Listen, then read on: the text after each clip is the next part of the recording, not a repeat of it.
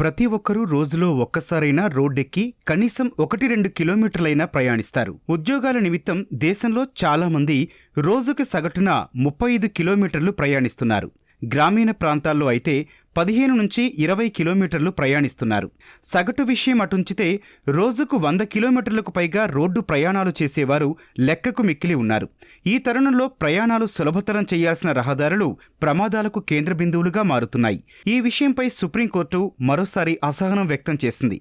Road ప్రమాదాల నివారణకు ప్రభుత్వాలు తగు చర్యలు తీసుకోవాలని, ప్రయాణికుల భద్రత ప్రభుత్వాల బాధ్యత అని స్పష్టం చేసింది.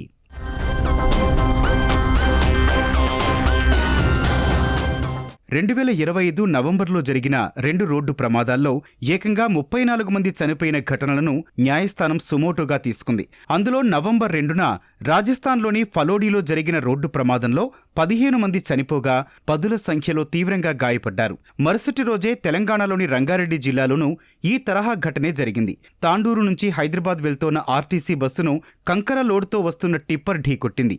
ఈ ప్రమాదంలో 19 మంది ప్రాణాలు కోల్పోయారు. అందులో 10 మంది మహిళలతో పాటు ఒక చిన్నారి కూడా ఉండటం బాధాకరం. ఈ 2 ఘటనలను కోర్టు సుమోటోగా తీసుకుంది. రోడ్డు ప్రమాదాల తీవ్రతకు ఇవి ఉదాహరణలు మాత్రమే అని పేర్కొంది.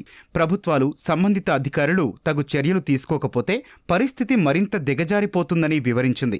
రాజ్యాంగంలోని ఆర్టికల్ 21 అందరికీ జీవించే హక్కు ఇచ్చిందని గుర్తు చేసింది.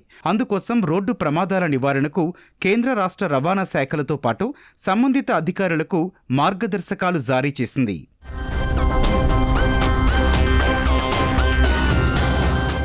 న్యాయస్థానం జారీ చేసిన మార్గదర్శకాలు పరిశీలిస్తే రోడ్డు ప్రమాదాల నివారణకు అడ్వాన్స్డ్ ట్రాఫిక్ మేనేజ్మెంట్ విధానం తీసుకురావాలి. ఎప్పటికప్పుడు రాష్ట్ర పోలీసులకు సమాచారం ఇచ్చేందుకు ఏర్పాట్లు చేయాలి. రైట్ ఆఫ్ వేలో అంటే రహదారి ప్లస్ మార్జిన్లలో కొత్తగా దాబా, హోటల్, వాణిజ్య నిర్మాణాలకు ఎటువంటి అనుమతులు ఇవ్వకూడదు. జాతీయ రహదారుల వెంబడి నిర్మించిన అక్రమ నిర్మాణాలను 60 రోజుల్లోగా తొలగించేందుకు ఆయా జిల్లాల కలెక్టర్లు చర్యలు తీసుకోవాలి. జాతీయ రహదారులు వెళ్తున్న జిల్లాల్లో 15 రోజుల్లోగా జిల్లా రహదారుల భద్రతా టాస్క్ ఫోర్స్ను ఏర్పాటు చేయాలి. రాష్ట్ర పోలీసు, రవాణా శాఖకు చెందిన అధికారులు నిరంతరం రహదారులను పర్యవేక్షించాలి. వెళ్లే వాహనాలకు ట్రాకింగ్ పరికరాలు అమర్చాలి. అప్పుడే రోడ్డు ప్రమాదాల నివారణకు ఆస్కారం ఉంటుందని సుప్రీంకోర్టు తెలిపింది. అలాగే ప్రతి 75 కిలోమీటర్లకు ఒకచోట వాహనాల పార్కింగ్ కోసం ఏర్పాట్లు చేయాలని న్యాయస్థానం సూచించింది. వీటిలో విశ్రాంతి గదులు, హోటల్స్ తదితర సౌకర్యాలు కల్పించాలని పేర్కొంది. రహదారులపై ప్రమాదాలు జరిగే బ్లాక్ స్పాట్లను గుర్తించాలి. అక్కడ రక్షణ చర్యలు, హెచ్చరిక బోర్డులు ఖచ్చితంగా ఏర్పాటు చేయాలి. నిర్దేశిత లేబేల దగ్గరే ట్రక్కులు, లారీలు వంటి భారీ వాహనాలు నిలపాలి. లేకుంటే సంబంధిత అధికారులు కఠిన చర్యలు తీసుకోవాలని న్యాయస్థానం స్పష్టం చేసింది.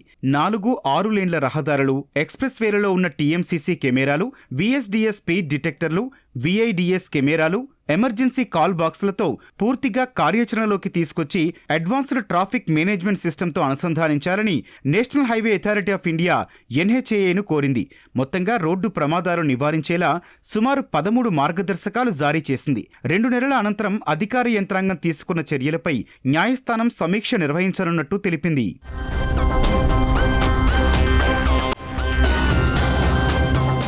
సుప్రీంకోర్టు రోడ్డు ప్రమాదాల నివారణను తీవ్రంగా పరిగణించడానికి ప్రధాన కారణం ఏటా లక్షలాది మంది ప్రాణాలు కోల్పోతుండటమే.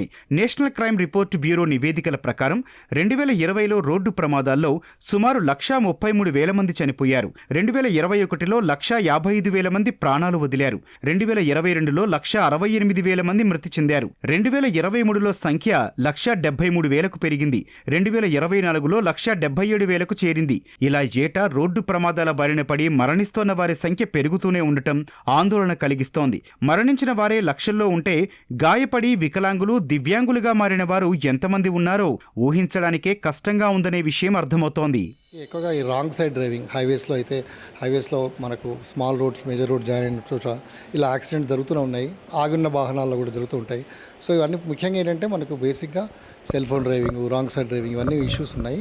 సో వీటన్నిటికీ మనం బాగా ఎన్ఫోర్స్ చేస్తూ, అందరికి ఎడ్యుకేట్ చేస్తూ ఈ 4E అప్రోచ్ ఉంది: education, enforcement, engineering, emergency care.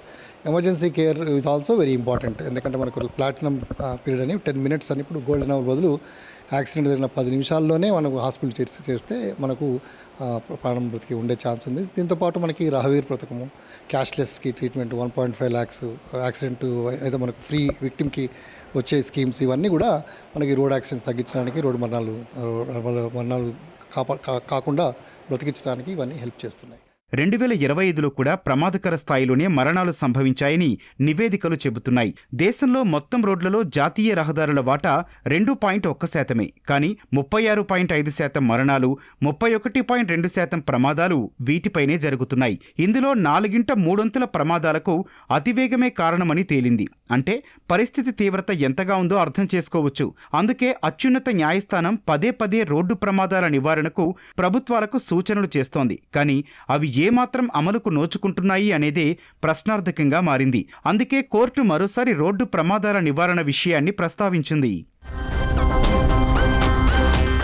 ఈసారి కూడా సుప్రీంకోర్టు జారీ చేసిన మార్గదర్శకాల అమలు జరుగుతుందా అంటే అది సమాధానం లేని ప్రశ్నే. ఎందుకంటే కేంద్ర రాష్ట్ర రవాణా శాఖలు NHAI అమెరికా, చైనా, జపాన్ తరహాలో రోడ్డు ప్రమాదాల నివారణకు సాంకేతికతను అవసరమైనంత మేర వినియోగించుకోవటం లేదని వాహన రంగ నిపుణులు అభిప్రాయపడుతున్నారు. ముఖ్యంగా జాతీయ రహదారుల్లో వేగాన్ని అంచనా వేసి ఆటోమేటిక్ స్పీడ్ రెడ్యూసింగ్ సిగ్నల్ వంటి సూచనలు చేయడం, ఫోటోలు, వీడియోలు తీసి చలాన్లు వేయడం వంటి అడ్వాన్స్డ్ మానిటరింగ్ వ్యవస్థలు సరిగ్గా పనిచేయటం లేదు.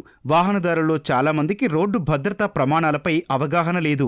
లైసెన్సుల జారీ, వాహనాల రిజిస్ట్రేషన్ల సమయంలో అధికారులు ఇవేం పట్టించుకోవటం లేదు. దీంతో వాహనదారులకు డ్రైవింగ్లో పాటించాల్సిన ప్రమాణాల గురించి తెలుసుకునేందుకు ఆస్కారం లేకుండా పోయింది. తద్వారా రోడ్డు ప్రమాదాల నివారణ ప్రభుత్వాలకు, అధికారులకు సవాల్గా మారింది. అలాగే రహదారులపై బ్లాక్ స్పాట్లు, వంపులు సహా అనేక విషయాల్లో అధికారుల పర్యవేక్షణ కొరవడిందని నిపుణులు అభిప్రాయపడుతున్నారు. దీనిపై ప్రభుత్వాలు ప్రత్యేకంగా దృష్టి సారించాల్సిన అవసరం ఉందని అంటున్నారు. అయితే ఇందులో ఏంటంటే పబ్లిక్ కూడా కొంత చైతన్యవంతులు అవ్వాలి. బాధ్యత, రోడ్ యాక్సిడెంట్స్కి గురవకుండా ఉండాల్సిన ప్రథమ బాధ్యత మనదే అని కూడా పబ్లిక్ తెలుసుకోవాలి, గుర్తించాలి.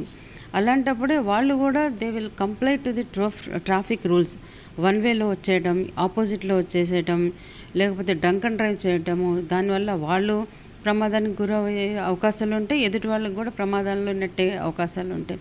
ఇట్లా కొంత పబ్లిక్ యొక్క డిసిప్లిన్ కానివ్వండి, వాళ్ళ అవేర్నెస్ వల్ల కూడా తగ్గించగలుగుతాం.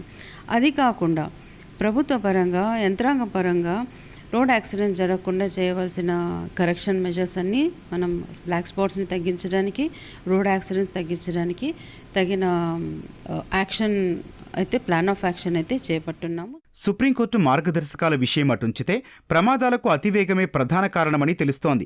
అలాగే మద్యం తాగి నడపడం, వేగంగా ఓవర్టేక్ చేయడం, రహదారి వ్యవస్థపై అవగాహన లేకపోవడం వంటివి ప్రధాన కారణంగా నిలుస్తున్నాయి. వీటితో పాటు దేశంలో చాలా వరకు ప్రమాదాలు సివిల్ ఇంజనీర్లు చేసే చిన్న తప్పుల వల్లే జరుగుతున్నాయని గతంలో కేంద్ర రోడ్డు రవాణా శాఖ మంత్రి నితిన్ గడ్కరీ తెలిపారు. DPRలో లోపాలు, రోడ్ సిగ్నల్స్, మార్కింగ్ సిస్టంలు లోపభూయిష్టం వంటి అనేక సమస్యలున్నట్లు పేర్కొన్నారు. చిన్న పనులు కూడా సక్రమంగా చేయటం లేదని అసహనం వ్యక్తం చేశారు. వీటన్నింటిపై చర్యలు తీసుకుని రోడ్డు భద్రతకు అత్యంత ప్రాధాన్యమిస్తూ 2030 నాటికి రోడ్డు ప్రమాదాల సంఖ్యను 50% తగ్గించేందుకు ప్రభుత్వం లక్ష్యంగా పెట్టుకుందని తెలిపారు. డ్రైవర్ల యొక్క నిర్లక్ష్యం, అధికారుల యొక్క అప్రమత్తత లేకపోవటం. ఇప్పుడు ఈ రోజున రోడ్డు మీద, జాతీయ రహదారి మీద నడిచే వాహనాలకి స్పీడ్ గవర్నర్లు ఉండాలి, స్పీడ్ లిమిట్స్ ఉన్నాయి, ప్రభుత్వం నిర్దేశించింది. ప్రతి వాహనానికి స్పీడ్ గవర్నర్లు పెడతారు.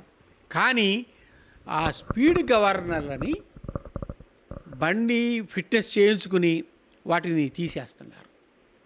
అందుకే ఆ క్యాలిబ్రేషన్ ఉన్నదాన్ని, ఆ క్యాలిబ్రేషన్ తీసేసి వీళ్ళు 100-120 కిలోమీటర్ల స్పీడ్లో వెళ్ళటం, అదుపు తప్పి కంట్రోల్ లేక ప్రమాదాలకు గురి అవుతున్నారు. రోడ్డు రవాణా, జాతీయ రహదారుల మంత్రిత్వ శాఖ నివేదికల ప్రకారం దేశంలో నిమిషానికి ఒక రోడ్డు ప్రమాదం జరుగుతోంది. ఫలితంగా రోజుకి సుమారు 450కి పైగా మరణాలు సంభవిస్తున్నాయి. దీంతో ఎన్నో కుటుంబాలు రోడ్డున పడుతున్నాయి. అంతేకాదు, దేశ ఆర్థిక వ్యవస్థకు రోడ్డు ప్రమాదాలు సవాల్ విసురుతున్నాయి. రోడ్డు ప్రమాదాల కారణంగా దేశ జీడీపీకి 3% నష్టం వాటిల్లుతోందని అధికారిక గణాంకాలు చెబుతున్నాయి. కాబట్టి సుప్రీంకోర్టు జారీ చేసిన మార్గదర్శకాలను ప్రభుత్వాలు తప్పకుండా పాటించాల్సిన అవసరం ఉందనే విషయం సుస్పష్టం.